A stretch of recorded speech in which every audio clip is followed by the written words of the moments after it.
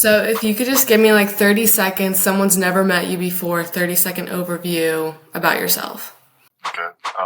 My name is Reign Winston, and I am a student athlete at Ohio State. I'm on the track and field team and in a high jump.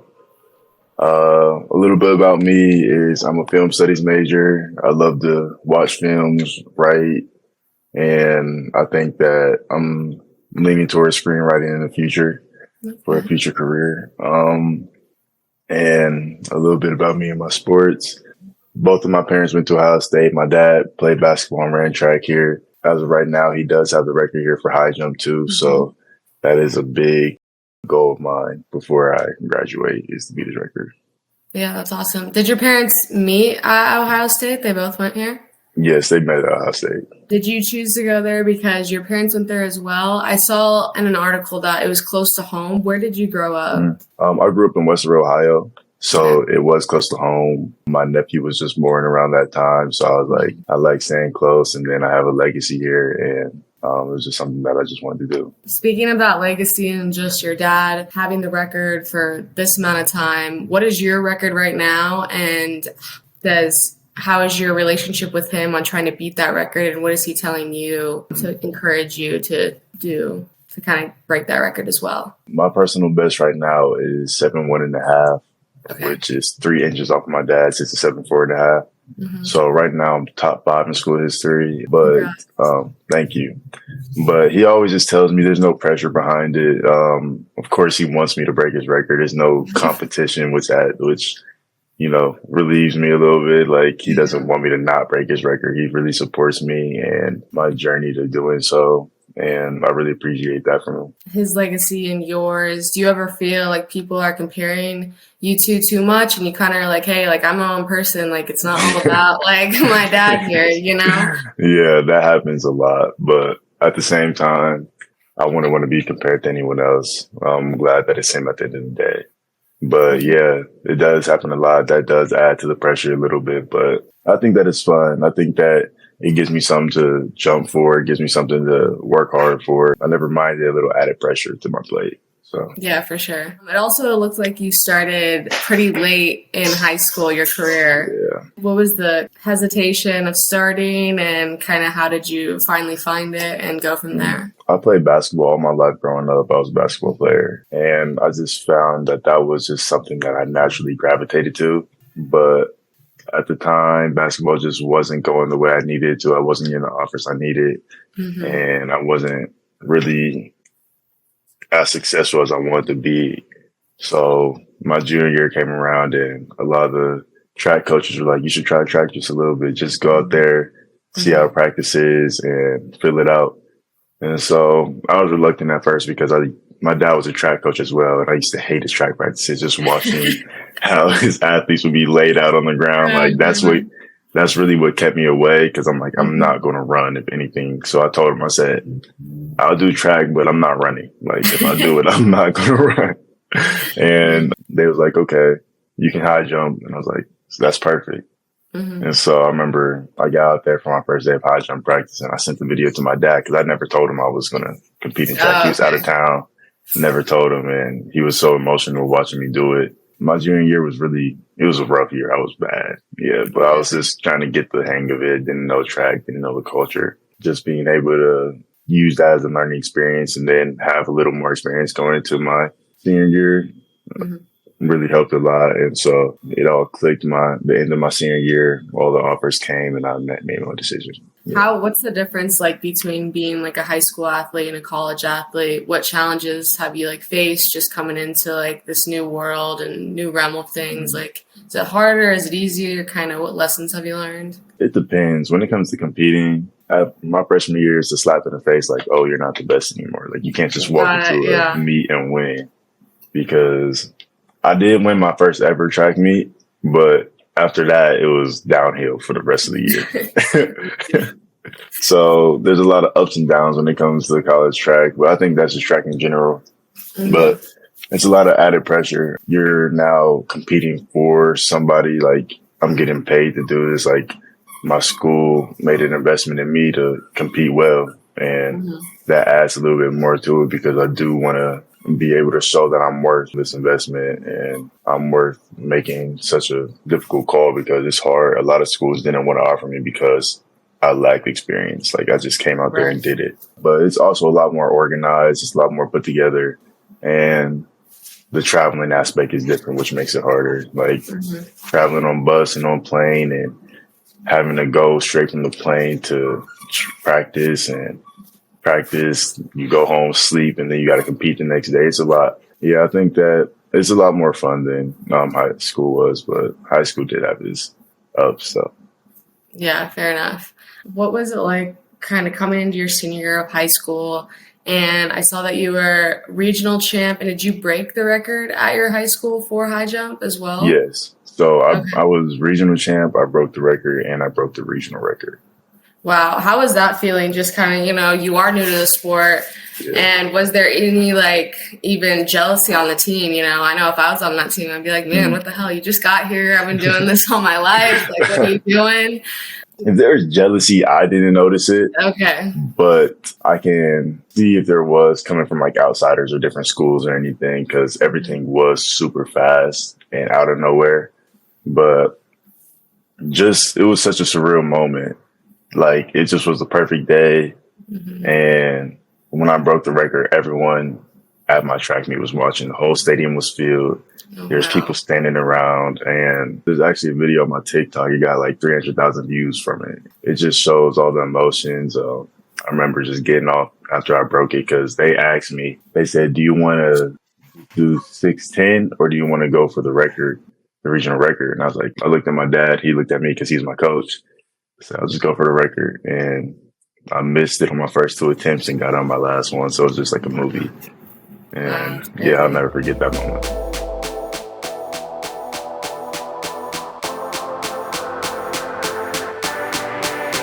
Jump, boy.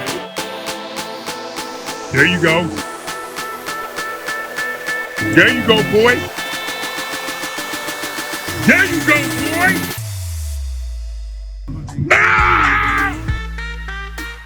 Was that, would you say, your peak performance in your athletic career right there? At that moment, yeah. But would you say it's changed since then? Yeah, it has. And it was actually at regionals this year, or last track season.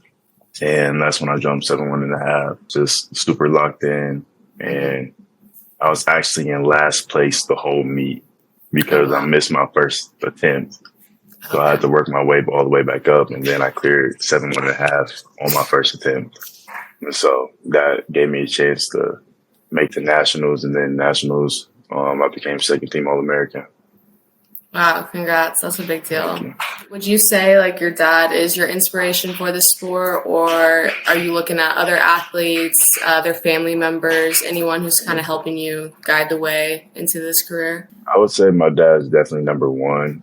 When it comes to the sport, he's always been the best at giving me advice, getting me out of my slumps. He knows me best. He knows the way I jump best. I really appreciate that out of him. But I love all types of sports. So I have different athletes that I love to, base my mindset off of, like Michael Jordan and just anyone who's successful and anyone who has that mindset of competing and going every day with working your hardest and doing your best and not taking a day off. So I really just respect that out of any athlete. Tell me a little bit more about your family life. You said you have a sister. Do you have any more siblings? So I do. I have a decent amount of step siblings. Both of my parents at one point were remarried, but those helped me make relationships with my step siblings. But I do have an older sister, and I have one biological sister, and my sister has a son, and that's my nephew. Yeah, they help me out every day, just being able to watch my nephew grow up. He's 2 now, so just seeing him being able to grow up in real life is so crazy and so surreal to see. Hey, he's starting to talk and being able to communicate and stuff. It's just, it's special. Yeah. What would you say your biggest lesson has been being a student athlete? Because you've been one all your life, so is it kind of just the normal now, or do you see kind of yourself growing as more of a not a better person per se, but just more dedicated, more focused because you have this balance of life? I would say that it is more normal now because I've created a routine, but I feel like the routine is something that I've learned. Like now I know how to be able to juggle being a student athlete and trying to do school while trying to work with NIL and create connections. I feel like that will help me a lot in the future when it comes to balancing my life and being able to take on a heavy load in a short period of time. You said you were a film major. What is your like biggest career goal? What do you want to work towards? Like, what is your title going to be in the future? I really want to be a script writer. When I got to college, everything that I did happened so late that I didn't have a plan. Like I was struggling applying with schools. I didn't know what to do. I actually didn't make it when I first applied to Ohio State. I actually didn't make it onto the main campus. Oh, really? I was on the Newark campus, and I was just like, I want to go to school for something that I love to do and something that I find enjoyable, because I feel like that's one thing that my dad has instilled in me was just do what you love and everything else will come. And so I was like, let me do script writing and let me learn. And it has been such a blessing for me to be able to go out here and use my creativity and hopefully make a career out of it in the future. And I just really enjoy it. Do you want to do like movies, TV shows? What's the goal? Probably both. I'm still in the midst of learning. Like this is my first year really screenwriting and really learning how it works because I was doing all those prerequisites and stuff. But yeah, like I think right now I'm leaning towards movies, but TV shows would be fun too. I feel like that's just a lot of writing. Like that's fair enough. It's a lot of things that you got to compact into episodes and save for the next episode and all that. Like it's one big story, and I feel like I can get my point across in a movie. In high school, did you were you in like any journalism classes that kind of led you to the screenwriting process, or? Actually, I wasn't. I was just breezing through high school. Yeah, especially my senior year, I was just breezing through, just trying to graduate. And my dad is also an actor, so okay, that's cool. Yeah, so I've always been around the industry. He has great connections. He knows great people, and just like helping him with his auditions and looking at the scripts and seeing how they're organized and the structure of it. I always was so interested in that. Yeah, that's cool. You kind of have like a first hand of what it looks like and what it takes. Cool. How often do you train, and do you do any training on your own? How often are practices, during season, of course, and everything like that? So we practice every day, train every day. We lift Monday, Wednesdays, and Fridays. And on my own, I don't necessarily do anything on my own, but that's just because of the workload. Because you're doing it every day. Yeah, and it's the fact that once the season starts, we really take a step back from the workload and we really calm down with that and focus on competing and stuff. So I feel like just doing everything and working the hardest that you can right now is the most important part of the season. Is like fall training and summer camp and all that stuff. So you said earlier, you had a schedule and kind of like a routine down. What's that routine like? Just like between classes and practice and your lifts and everything? I'll wake up in the morning and I have my first class around 11:30. So I get a little time to sleep in. So I sleep in a little bit, eat breakfast, get ready to leave the house, and then head to class. So I usually park near my indoor track facility, grab a couple snacks for the day, and then head to my class, do that, and then I got practice class ends at 12:30. I got practice at 1, so walk back to my facility, grab my stuff, drive back outside to the outdoor track and practice, and then make sure I get treatment, and go home, do my homework, and get my day set for the next day. It's really like sometimes it feels like the same day over and over and over again, which makes it kind of hard, but it's going to be worth it, man. So I don't mind it. Do you have any, how do you celebrate yourself? Do you have any hobbies outside of track? You take some time just, for yourself, kind of cool down where you're not doing track in school? Yeah. And that's where I really enjoy screenwriting, because that's how I just kind of... Okay, that's how you kind of get it. I kind of relax, and I'll play the game, of course, hop on with my friends, play the game, get away from reality for a little bit, or Yeah, just hang out with my friends at my apartment. Anything, make sure I see my girl or something like that. So Mm-hmm.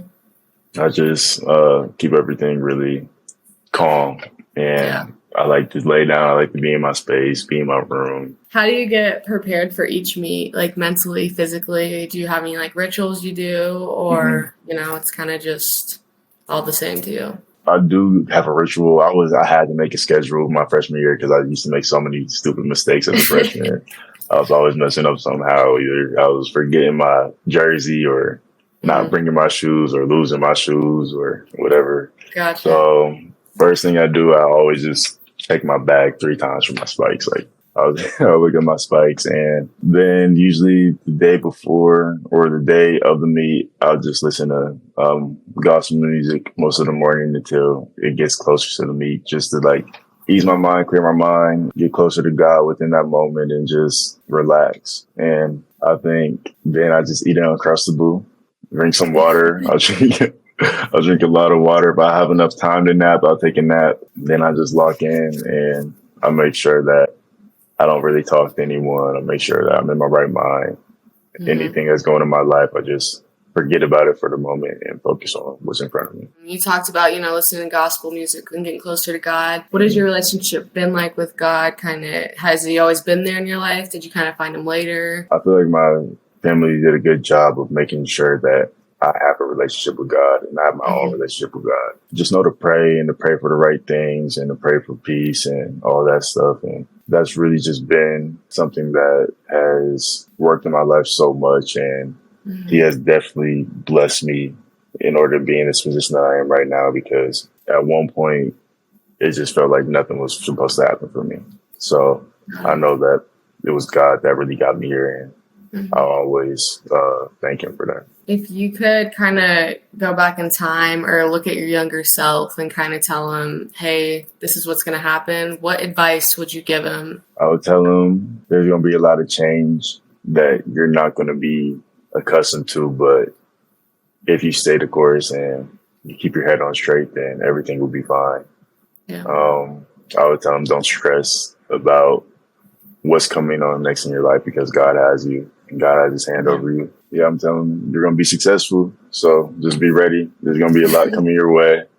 And there's going to be a lot of people that don't believe in you, but at the same time, there will be a lot of people that support you. Outside of your family, how else have people supported you? Kind of friends? Obviously, you have a lot of teammates now. Mm-hmm. And how has that relationship kind of grown or changed throughout the years? When it comes to my teammates, our relationship's just grown throughout the year. Like, especially people that came into my class, we've all just been able to get closer. And there's not a lot of us in my class anymore. So that's really heightened our friendships and relationships. I feel like that's always needed, because there's always a culture that needs to be set in a team sport. Right now, we're in the midst of doing that. We're all juniors, so all the seniors are gone, and we're all just learning how to be leaders and to be the people that the younger athletes need to lean on.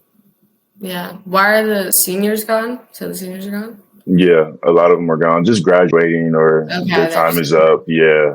So we're a young team this year. So everyone calls me Unc, even though I'm only 20 years old. Hey,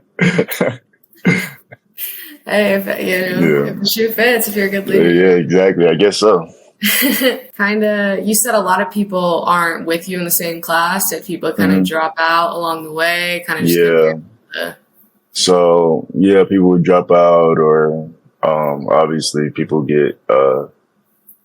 have to leave, or people get kicked off the team, things like that. Like, you're not going to be here. A lot of times that I've noticed in college, you're not going to be here with the same group of people that you started with, just because some people can't handle it, or some deal with injuries and all that stuff. So just now having a close-knit relationship with the people that are here is just important. What's kind of your motivation, your drive for sticking around and just keep getting better, and, just kind of having that dedication with you throughout your sport? I'm always joking around and I say, I'm not leaving this team until I beat my dad's record. Like, I'll break my leg, red shirt, 2 years, anything. So I feel like that motivates me to just keep coming back. And I also just have so many goals. Like, I want to I want to win Big Tens and I want to win nationals and I want to be able to make it to Worlds and the Olympics. Like I only missed out on Olympic trials by 2 centimeters. So that was hard, but it just keeps me fueled up and keeps me fired up and keeps me coming back. The Olympics aren't going to come around for a little while. Are you going to keep practicing? Are you going to become like a kind of fifth year senior and then still keep practicing after that until you can have tryouts again? Yeah, I don't know necessarily if I'll become a fifth year senior yet because I don't have any red shirts. I haven't been injured to the point where I've missed out on a year, anything like that. But I do want to compete in the next Olympic trials. So I do plan on, my dream has always been to be a pro athlete. So I do plan on going pro in track for a little bit while also like starting my career and just trying to figure out a way to juggle those two around. So I feel like it's manageable, especially with the career path that I've chosen. Yeah, I plan on competing and I plan on making it. Has there ever been a time during a meet or, practice or wherever that you felt like you had to kind of mute yourself or keep yourself quiet if it was either another team talking shit or if it was, your own teammates who are getting in your head a little bit or even yourself kind of just messing up? Was there any time that you had to do that? Yeah, there's been a lot of times. There's been a lot of stories where people definitely try to get in my head. People would walk in front of me before I would make my approach, or a teammate would talk shit before practice or during practice. But I do shit talk. I'm very big on shit talking, so I love it. So it just fires me up even more. But there's been times where I've been like, okay, I'll be quiet about this one. I'll just show you through my action rather than my words. And I feel like that's worked out a lot.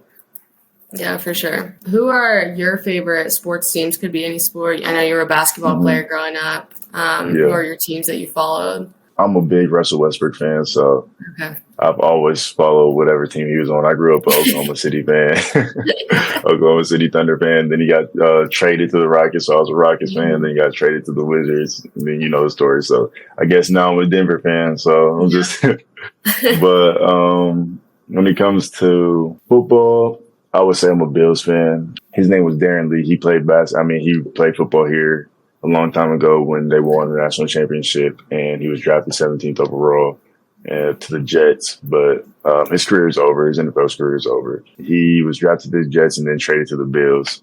And when he was traded to the Bills, I just went to whatever team he was because he was like my big brother ever since I was little. Because he ran track for my dad's track team. My dad got him into college and all that. I've always looked up to him. And so after that, I just stayed a Bills fan because I was like, oh, they're pretty good. So yeah, I got lucky. So yeah, exactly. So you kind of follow like the athletes more than like a team. Yeah. That's kind of cool. You don't hear that a lot, If you had a superpower, what would it be and why? I think that my superpower would be, I don't want to pick nothing too generic. I would like to read people's minds, I think. Okay. I just like to see, it's a scary thing though. You can read people's minds, but I just like it seems like so many people have so many thoughts behind their eyes, but don't say anything. You never know. So just want to know. And I find it interesting just being able to engage what people are thinking. And I always ask my friends or my girl, like, what's on your mind? Like, I see something's bothering you or something like that. And just being able to like know would be cool, but scary at the same time. But I think it would be interesting. When you do ask that to your friends and your girl and stuff, are they like surprised a little bit? They're like, how'd you know I was thinking something? Like, are you really good at reading people? Yeah, I would say that I can tell when something's off between the people that I know because I am pretty observant. So usually they're not surprised now if I know. But I feel like a lot of people wear their heart on their sleeve nowadays. So I feel like it's pretty simple to see. Well, as you know, we do sell like sportswear and jewelry. Is there any like fashion in your life at all? Do you have you incorporated fashion or fits or jewelry or anything into your life? I'm trying now. I'm trying now. Like, I'm like, okay, I feel like I could do something. I feel like my girl has really been helping me. Like she's like, okay, let's go thrifting or something. I'm like, okay. I don't know if I'll find anything that fits me. Yeah. She's gonna get me right. She's been teaching me how to cook, all this stuff. So I was just like, I'll try. So I'll go thrifting and I'll find a couple things, but she can put everything together. So I think it's really interesting, and I do want to get into it. Like I put on a fit that we found thrifting a couple of days ago. I was like, okay, I actually look good dressing up. Like I don't have to wear Ohio State stuff all the time and all this stuff. I'm like, but the gear is free. Like you can't judge me. Like I'm getting like, I mean, fair enough. yeah. So I feel like just incorporating that, and then jewelry. I love jewelry, so I just think that it's going to be a great collab and a great partnership between us. I mean, obviously, you're kind of just getting into it, but how do you think like style and fits in with like people's personality, and how does that come out a little bit with fashion? I feel like it comes out with fashion. Just they're kind of like self-expression, I guess. Yeah. I feel like it lets you express yourself and express what you like. Like you can tell a lot about a person by what they wear, and I feel like that is important and that is cool to see. I want to go back to that one story you were talking about where you hit the region, was it regionals, and the whole crowd was watching you. You got all those. How was that feeling, and how important do you think like a fan base is to like the sports community, and how did that make you feel in that moment? Just like all those people, just eyes on you. I love it. I love eyes on me. I act like I'm not really into all that, but really. I love when everyone's watching me. Like it gives me a boost of adrenaline, and I feel like that just ties into just fan bases and all that because of the fact that it's cool to be able to do it for more than just yourself. And it's cool to have people that want you to succeed, even people that you don't know. Like I didn't know a lot of people in the crowd, but they were all cheering me on. They were all clapping. They were all yelling when I did it. Man, just hearing my name over the Jumbotron, like, oh, Reign Winston just broke the regional record. It's just something that's amazing and something that I want to do some more. So, all right, my last question for you is, how do you want to be remembered? What do you want to be remembered for? I want to be remembered for just being able to help other people in ways they needed to. I want to be known as a good mentor to my younger athletes that, that come to me when they need help. And I also want to be remembered as a good friend. Like I make sure that I go into practice every day with energy and joking around to keep it fresh, because I know that it gets really repetitive, and being able to go in there and laugh and have a smile on your face every day is something that is important to me. And I feel like it should be important to a lot of other athletes. And so I want to be remembered for that. I want to be remembered for being a great athlete and also not being afraid to pursue something that I love when it comes to film writing, and being able to do all that at once. So people can know that it's okay to be different and do something that's on a different path than everyone else. Well, thank you, Reign. I don't have any more questions for you. Oh, wait, actually I did. Sorry. Oh, okay, that's fine. Right when I said your name, I thought it was I saw a lot of like about like all your Instagram captions, they have to kind of do with your name. Like you try to put your name in there. How has it been? And I saw like a quote that you said that you just love that your parents named you Reign. Kind of tell me like why you love it so much, the backstory on it, and just about your name in general. I just love it so much because it's something that they did together. Like my parents are divorced, and they've been divorced since I was about like 4 years old. So it's like the fact that they were able to come up with my name together and as one is something that's always been special to me. I just love my name. Like I used to hate it because I had a speech impediment, and so I couldn't pronounce it. Yeah. So they'd be like, "What's your name?" I'd be like, "Wayne." I couldn't say R. I can't say R. And they'd be like, "Wayne." I was like, "No, Wayne." It would be a whole cycle of me just repeating my name until I just stopped talking completely. But I just think it showed my growth as a character and being able to grow and overcome all that and overcome my speech impediment and be able to say my name proudly. Okay, now I officially don't have any more. Yeah, you're a great interviewer. You asked a lot of great questions that made me really think and made me really dig into my brain. And thank you. You're a great interviewee. Some people kind of just give like one word answers and like nod their head. And I'm like, okay, well, I can't do anything with that. Thank you.